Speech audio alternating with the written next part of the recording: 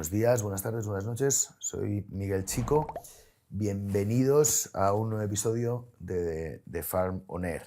Hoy volvemos a estar con nuestro mejor amigo, con nuestro escudero de todas estas lides, con quien empezamos y continuamos y esperamos seguir muchos años compartiendo este espacio. Miguel Ángel, buenas. Aquí estamos. ¿Cómo estás? Tu Sancho Panza. Para lo que necesites. ¿Cómo estás? Yo creo que Sancho Panza soy yo, que el alto eres tú, Miguel Ángel. Pero bueno, hoy, la semana pasada estuvimos hablando un poco de los precios, de los históricos, de cómo nos va este año en lo económico a las diferentes partes del sector. Fue muy interesante recordar, cómo tenemos una industria en la que aunque nunca lleva a gusto de todos, sí que tiene la flexibilidad y la capacidad para tirar adelante y para reinventarse en mercados, en formatos, en caminos, y que tenemos que estar muy orgullosos de eso. Y hoy vamos a hablar con algo de lo que yo no estoy tan orgulloso y que me tiene un poco preocupado. Y supongo que algunos de nuestros amigos, o bastantes de nuestros amigos también. Os estuve escuchando a ti y a Antonio Tavares en vuestra asamblea de Amprogapor, y la verdad que me quedé un poco asustado, ¿no? Y además, está feo decirlo, pero es que la realidad es que me dejó un poco descorazonado, ¿no? Porque Europa, ¿qué nos viene? Pues es que es bastante descorazonador el planteamiento de Europa, porque todo lo que podemos ir hablando en este podcast y que vamos a ir hablando de Europa parece que va simplemente en una dirección, que es bajar producción ganadera. Ya no estoy hablando solo de porcinos, sino de producción ganadera. Se diseñó la estrategia del Green Deal, del Farm to Fork, del campo a la mesa, y prácticamente ese es el objetivo que se está teniendo. Yo siempre hago esta reflexión primera cuando estamos hablando de lo que nos está viniendo ahora mismo en la Unión Europea. La estrategia del Green Deal, del campo a la mesa, del Farm to Fork, se presentó y se empezó a trabajar en el 2019, pero fue alguien que pensó, un ecologista holandés que está en el Parlamento Europeo, en el 2018, cuando era la campaña electoral, y lo presentó, y él lo tenía claro que iba con ese objetivo. 2019 fueron las elecciones al Parlamento, entró y empezó a trabajar en su estrategia específica, esta del campo a la mesa, que se presentó en el 2020. Me acuerdo todavía de que fue el 20 de abril de 2020, se presentó la estrategia esta. Desde el 2018, que esta persona pensó qué quería hacer con el campo europeo, han pasado una pandemia y estamos inmersos en una guerra. En una guerra que no tiene pinta de acabar y que encima pues Putin nos mete miedo quitándose del tema de los acuerdos de armas nucleares. Con lo cual, digamos que tenemos un contexto francamente y totalmente diferente al que nos encontramos en el 2018. Estamos en el 2023 y estamos viviendo y estamos trabajando en lo que alguien pensó en el 2018. Flexibilidad ninguna, adaptación cero, capacidades de enfrentarnos a la realidad ninguna. Me da mucho miedo de que nosotros estemos viviendo aquella sociedad que vivíamos en el 2018. Muy bien, pero es que esto cambia totalmente y nosotros no hemos cambiado. Y a partir de ahí, de esa estrategia, es lo que nos estamos encontrando todos los cambios normativos que nos vamos a ver ahora. Los tres más importantes que tenemos encima de la mesa, obviamente el más gordo, el que más ve los ganaderos, es el tema de bienestar animal, que ya te voy a ir contando cómo vais yendo, pero hay otros dos que nos preocupan bastante. Uno es el tema del acuerdo de la no deforestación, y el otro es la reformulación de la Directiva Europea de Emisiones Industriales, en las cuales el porcino y la avicultura estaban ya dentro y se van a meter otros sectores. O sea, que es que nos vienen, francamente, por todos los flancos, Miguel. Bueno, sobre el bienestar animal abundaremos otro día, porque yo creo que es muy importante. Yo creo las reformas que hemos hecho siempre de acuerdo al bienestar animal han terminado siendo a veces un poco costosas en lo económico, pero siempre han redundado también en mejoras productivas y en animales mejores. Y al final del día, una vez quitamos o hemos quitado de la ecuación esa inversión y la amortizamos, la realidad es que han sido positivas. Yo creo, las considero positivas para el sector. Lo que pasa que ahora son un poco diferentes, ¿no? Son un poco diferentes y además digamos que las reformas, sobre todo en bienestar animal, que van más encaminadas a reformas estructurales, a quien favorece es aquel que está en crecimiento, porque todo lo que hemos visto a nivel de bienestar animal compensa más y casi siempre se suele ser más eficiente hacer de cero una granja nueva que coger una vieja y cambiarla. Es como si ahora con el tema este de los coches nos dicen que todos los coches les tenemos que sacar el motor y tenemos que ponerlos eléctricos. Oye, pues espérate que se me agote, me compro uno y ya me lo compro eléctrico.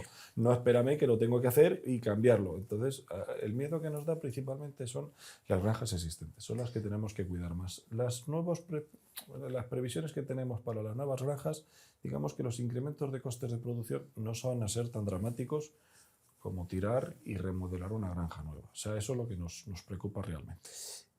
Sobre el coste de tirar una granja vieja y hacerla nueva, prefiero no hablar contigo, Miguel Ángel. Vale. Podemos hablar con Marcial, podemos hablar con alguien que se llama Marcial y te diría lo que es. Prefiero no tocar ese tema, que es un tema muy sensible ahora en mi familia, como sabes. A ver, claro, nos viene Europa. ¿Y qué ocurre? Que parece que el formato europeo que estamos calcando aquí, en España, incluso llevándolo un poco más lejos, lleva o está orientado a que desaparezca la ganadería en el territorio europeo.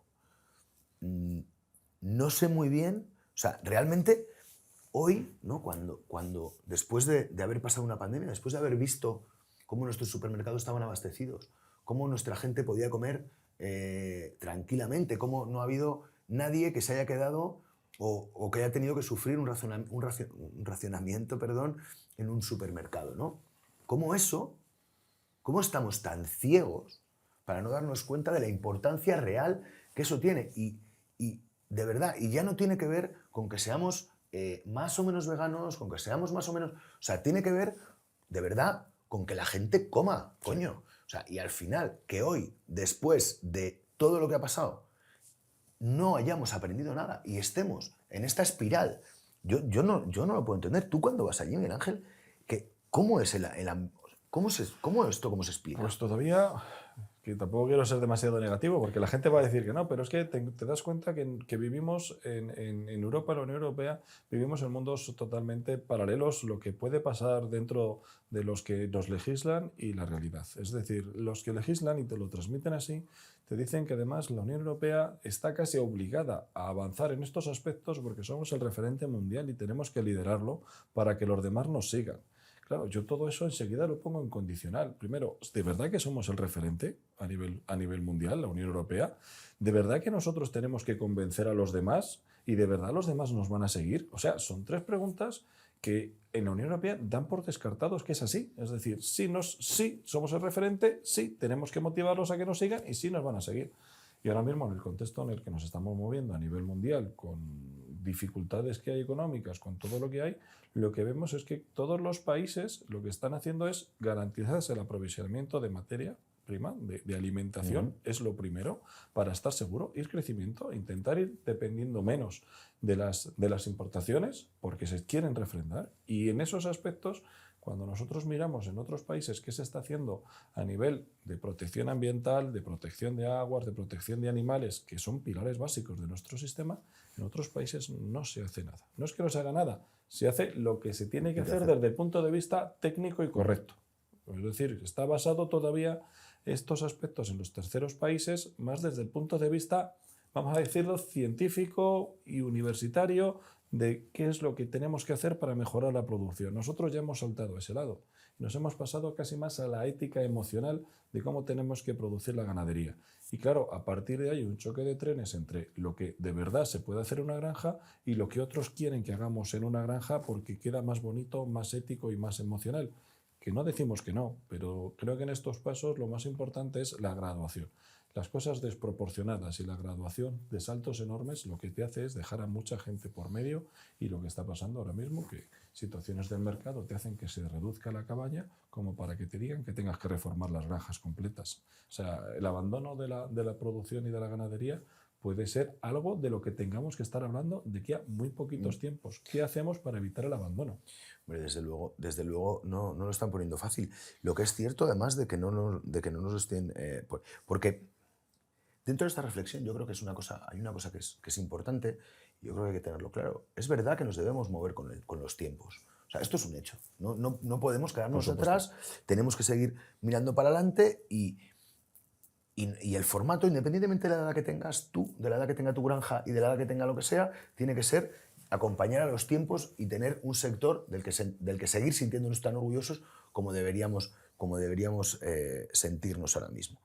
Y debemos de seguir así. Lo que también es cierto es que yo viví en Inglaterra, viví una cosa que fue brutal. Cuando hacen los cambios a bienestar animal dentro del país, una potencia Importantísima. en Y ese momento, líder hasta incluso en genética y de calidad de producción en Inglaterra. absolutamente líder en ese momento, los principios de los 90, y se sacan esta ley, y yo recuerdo en el supermercado el British Bacon y el bacon, que yo en ese momento no tal, pero que era bacon holandés, danés, que era bacon danés. Y tenías un bacon a 2,08 y un bacon a un euro, estaba prácticamente a un 40% menos. Un 40%. Y British Bacon, macho, no lo cogía, estaba siempre lleno aquello. Eso no lo cogía nadie. No lo cogía nadie porque era carísimo. Entonces, al final, estamos intentando crear un entorno aquí en el que nos vamos a tener que comer los huevos marroquíes, vamos a tener que comer la carne, porque aquí no vamos a poder producirlo a precios decentes, pero las políticas de la Unión Europea sí nos van a permitir importarlo de terceros países. Con los incrementos de la huella de carbono, con toda la película que decimos o que dicen estas políticas que están intentando evitar, y que lo único que van a hacer es que haya que mover alimentos de sitios mucho más lejanos para aquí, y que además los animales no vayan a tener los mismos derechos, o los mismos derechos los animales, bueno, no vayan a tener el mismo estatus sanitario ni de ningún tipo. El ejemplo que tenemos ahora mismo que nos está volviendo locos es la política europea de deforestación. O sea, por la cual dice que nosotros ya no vamos a poder importar una serie de productos en que nos afecta a nosotros es la soja. La soja, sobre todo, La ¿no? soja de zonas no deforestadas. Entonces, ¿cómo vas a demostrar que la soja proviene de zonas no deforestadas? Tienes que decir a los productores de soja de esas zonas que te tengan que hacer un certificado, lo que es una diligencia de vida, de donde no está. Y la Unión Europea, además, ha decidido que no se fía más y que le quiere en el certificado incluir las parcelas agrarias de las que viene la soja para tenerlas identificadas. Entonces, que tú cuando vayas y tengas un camión de 25 toneladas, que eso vaya a un barco, en el barco y en el depósito tengas todo el barco entero de la soja y tengas ahí identificadas todo el registro de las parcelas unitarias donde se ha cosechado esa soja para que venga para acá. O sea, es un descontrol absolutamente imposible. Pero esa soja, ya bien sea deforestada o no deforestada, que está en Brasil, la pueden comer los cerdos brasileños. ¿Y sabes una cosa? Los cerdos brasileños que han comido soja deforestada pueden entrar en la Unión Europea sin ningún problema. Sí. Lo único que sí que se ha puesto restricciones por lo pronto es a la carne de vacuno, de bovino. Eso sí que está también dentro del dictamen de la no deforestación, con lo cual si tenemos que importar carne de vacuno de Mercosur, tendría que venir también certificada que ha sido alimentada de zonas no deforestadas con un papelito parcela a parcela. Pero ni el pollo, que está entrando de Brasil este año y el año pasado, ni el porcino, que gracias a Dios por ahora no entra, pero lo del por ahora, lo marco en negrita, que es por ahora, ya veremos qué pasa luego, no está sujeto a eso. Con lo cual, esto es una locura. Y en Brasil, la zona, tanto la deforestada como la no deforestada, al fin y al cabo, tú dices, vale, pues yo voy a seleccionar la zona no deforestada para mandar a la Unión Europea. ¿Bajo qué? Bajo un precio bastante importante. La certificación de la no deforestación no es barata. Y si los europeos se ponen tontos y no me quieren comprar, no hay ningún problema, porque hay unos que se llaman los chinos que lo compran todo y no ponen ningún problema. Como buen cliente que son, pagan muy bien y no ponen ningún problema. Y así estamos con una recuperación de la cabaña en China abismal, que de aquí a poco vamos a tener que comprar jamones chinos. Es brutal los chinos. Claro, a ver, al final las políticas estatales tienen muchas cosas regulares, pero tienen otras muy buenas, ¿no? Que tú orientas a un país para un lado y cómo se ponen a tirar, macho. Pues los chinos, digamos que en el 2019 y en el 2020 perdieron entre 20 millones de toneladas de producción. España producimos 5,3, o sea, es que siempre lo digo para que graduemos cuánto perdió.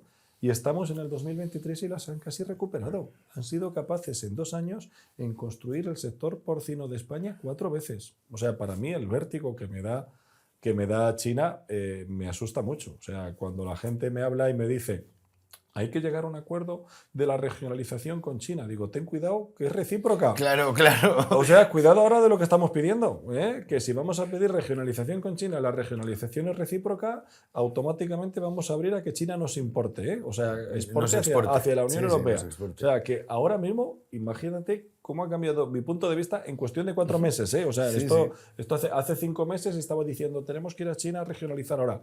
Tenemos que ir, pero cuidado, ¿eh? Cuidado que ahora va al revés. Que ahora son ellos los que nos quieren vender carne. Hace 5 meses casi nos creíamos que fueran capaces de ir a la velocidad que estaban contando que estaban yendo. Es acojonante. Es espectacular. Sí, a ver, es lo que tienen políticas estatales dirigidas a una velocidad, ¿no? Y a dónde van.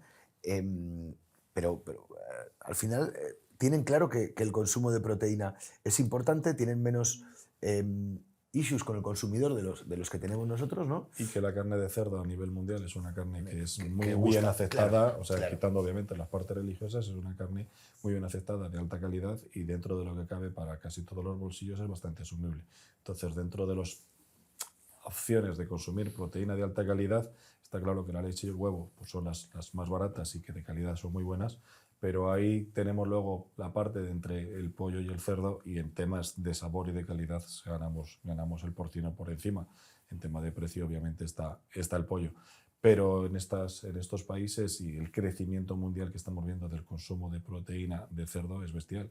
Y no estamos siendo capaces de seguir el ritmo de nuestro consumidor real, que una cosa es la opinión pública y otra cosa es nuestro consumidor. Porque esto es una pregunta que también te quiero lanzar, porque la Unión Europea, todas estas legislaciones que las manda en base a... Bueno, que se van haciendo en base a unas necesidades, se supone que sociales. Y yo realmente creo que se escucha muy poco a las necesidades reales de la población y a la opinión real de la población. Que la opinión real de la población es diferente a la opinión pública, porque la opinión pública son las voces que se escuchan, no las que existen, sino las que se escuchan, ¿no?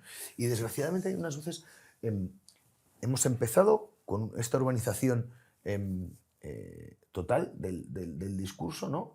De personas, o sea, en el que una serie de discursos urbanos, claramente urbanos, totalmente desconectados de la realidad de la producción de alimentación y de la realidad de lo que ocurre, pues esos discursos son los que marcan las tendencias que luego se transforman en leyes en los parlamentos. Y no son realmente el sentir del ciudadano. No son realmente el sentir del ciudadano, porque al final yo me junto con mucha gente, ¿no? Y yo no creo que la mayor parte de la gente piense que la ganadería tiene que acabar porque los ganaderos son unos salvajes y que lo estemos haciendo mal, ¿sabes? De hecho, el sentir habitual de la gente es que gracias que les da de comer, ¿sabes?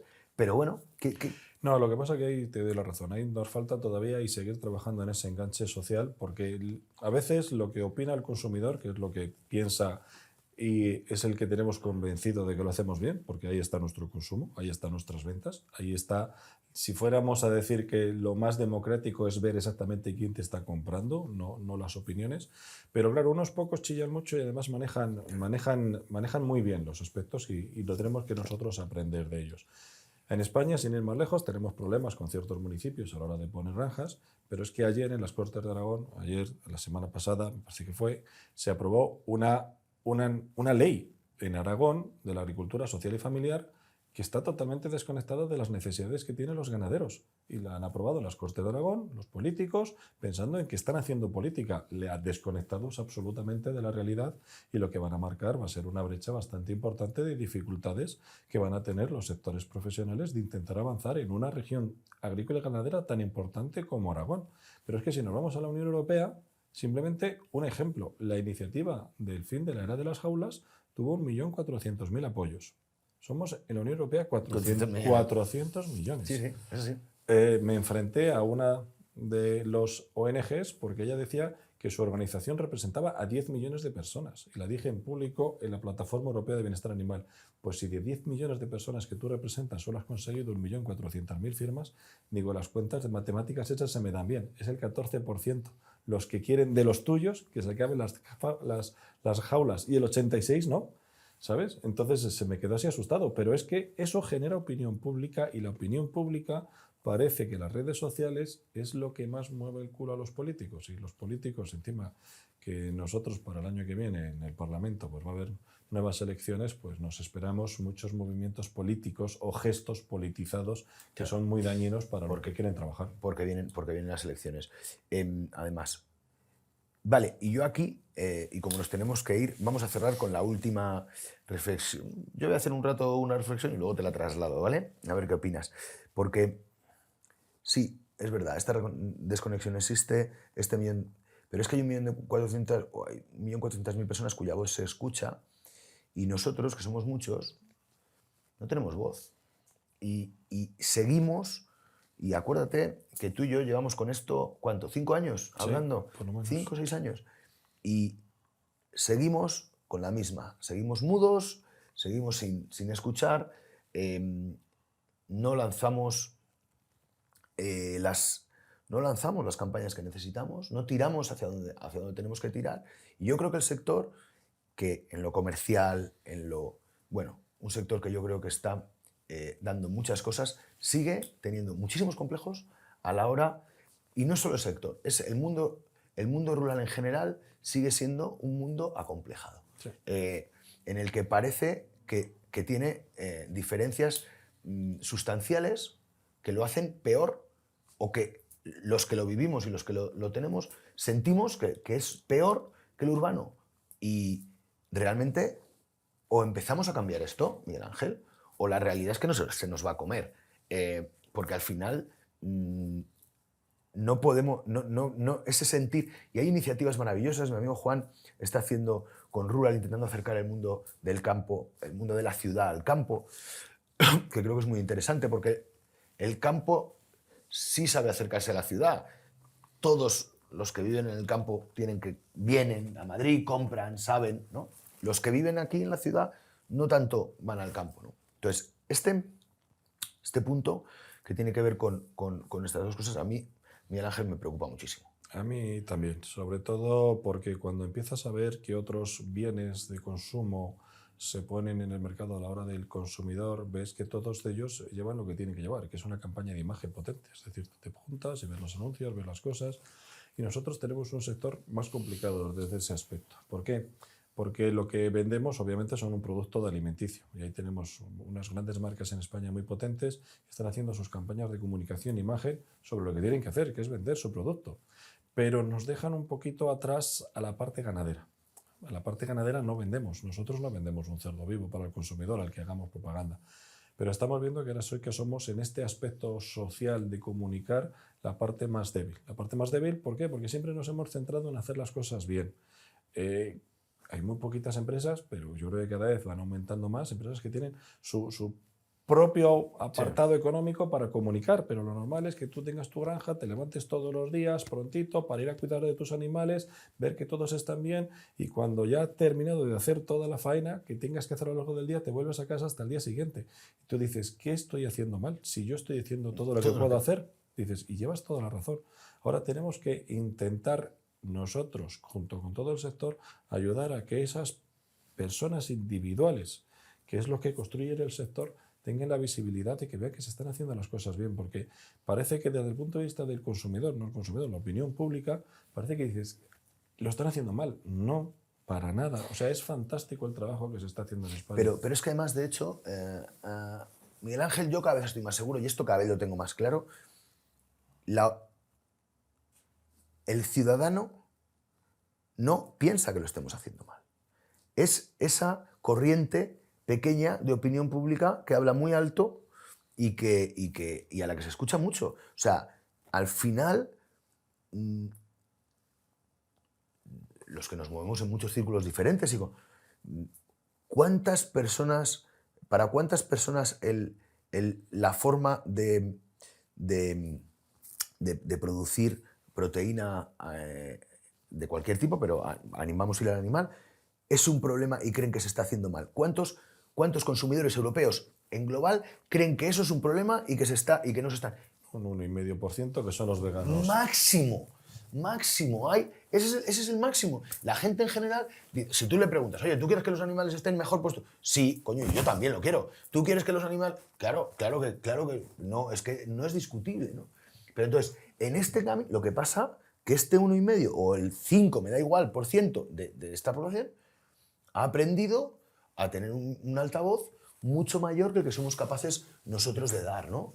Mira, ahí ahora mismo en marcha, igual que la era del fin de la era de las jaulas, hay dos iniciativas parlamentarias de estas, igual, iniciativas ciudadanas, que una es para eliminar el sacrificio de los animales, es decir, que ya no mantemos animales para comerlos. Esa es una iniciativa que ha ido paralela al fin de la era de las jaulas.